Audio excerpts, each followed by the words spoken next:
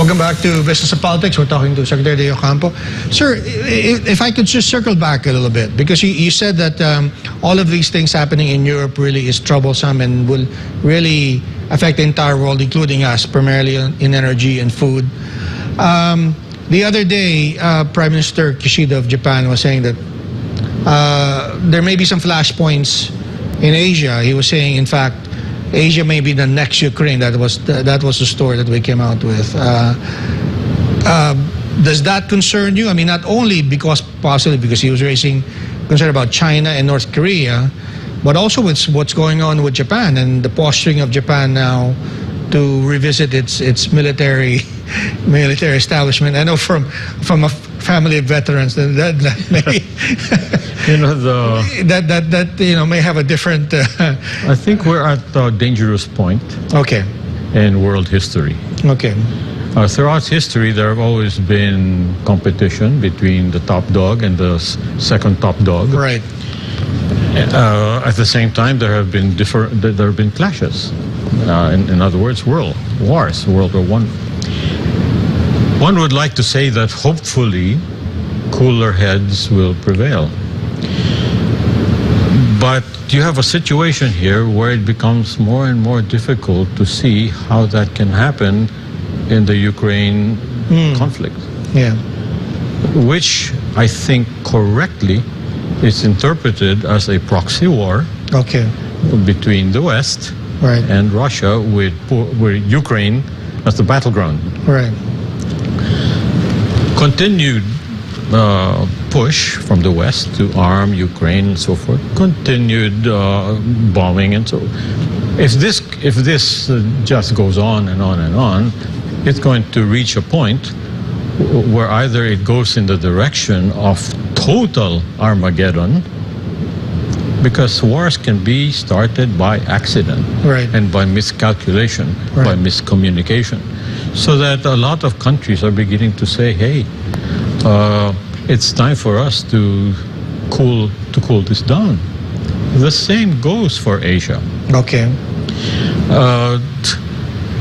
Trying to make China a pariah state and so forth and so on, or trying to imagine a proxy war within Asia itself is not going to be helpful at all.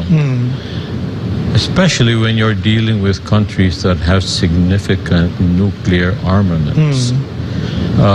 That's the end of the world.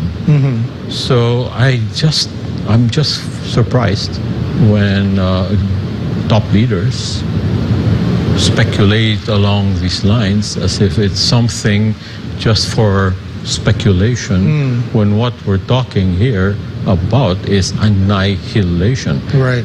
The nuclear bomb capability nowadays is 100 times what they dropped on Hiroshima. Yeah. And the speed at which missiles can fly is hypersonic. You can't stop them. Yes. So I think the time has come for cooler heads to prevail. But while cooler heads haven't brought people to the negotiating table, there's nevertheless this balancing of power shift that is taking place, at least from my observation. Yeah. Are we on the right track, Secretary? I mean, the President said he wants to be friends to all, enemy to none. That is the right track, provided we keep that track close to our action. Okay. I'll give you a quick example. Just recently, I think there was all this mild brouhaha about whether we took Ukraine's phone call or not, and all that sort of thing. Yeah. And even the president had to go in there and make all kinds of statements, denials. To me, why did we even make a big deal out of it? No. We have nothing to do with Ukraine. With Ukraine and the problems out there. We should stay out of it. Stay out of it. They're just trying to get enough votes in the UN to make Russia a pariah state, or for us to be understood. Hey, wait, that's not where we're at. We are looking at the national interests of the Republic of the Philippines, which means that we don't want to be a venue for any kind of a proxy war, and we don't want to encourage any kind of. Now that's easier said than done. Yeah. But you just have to keep talking diplomatically about this, or else. Now, right now, you've got a situation where commodities are where you have a change in agrupations. On the one side, you've got the United States, Western Europe, its allies like Australia, New Zealand, the English-speaking world, right, and so forth and so on. And now you've got the rise of something called the BRICS. Okay. BRICS stands They were lying low for a while. This is but not anymore. Brazil, Russia, India, Brazil, China. Russia, India, China, South Africa. South Africa. And now supposedly Saudi Arabia wants in, Argentina wants in, and so forth and so on. So that BRICS, if it continues, aim at two things. One is to be able to represent the larger part of the population of the world, even though they might not be still the economically dominant part, although with China and Russia in there, they could rise. And there's also a move for so-called de-dollarization. Okay. See, the entire world economy is it's fuel. It's the dollar. It is the main currency of reserve. Right. It is what you pay if you want fuel and so forth. Right. But right now, because of sanctions, some countries are looking for ways by which they can be sanction-proof. Should we look at maybe ASEAN? I mean, because we can't be part of, or we're not part of BRICS. We are part of ASEAN. And the position of ASEAN right now is the same as what our president said. Okay. We are friend to no one. I mean, we're friends of everyone.